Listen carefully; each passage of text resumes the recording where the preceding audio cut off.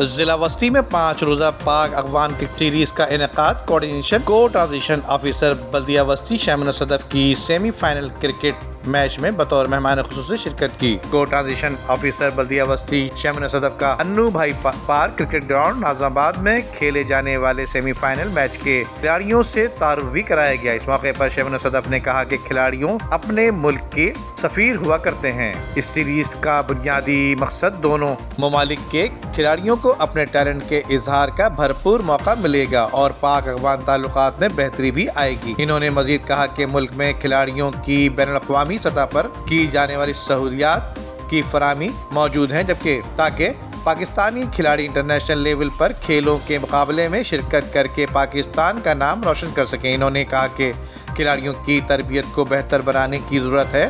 اس سلسلے میں حکومت کے ساتھ پرائیویٹ ادارے بھی اپنا کردار ادا کریں تاکہ کھلاڑیوں کی حوصلہ افزائی ہو سکے اور وہ بہتر کارکردگی کا بھی مظاہرہ کر سکیں۔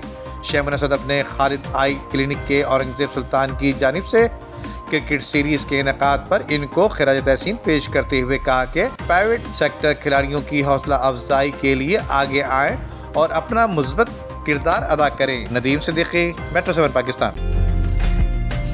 عمدہ میں پکائیں اور جی بھر کے کھائیں۔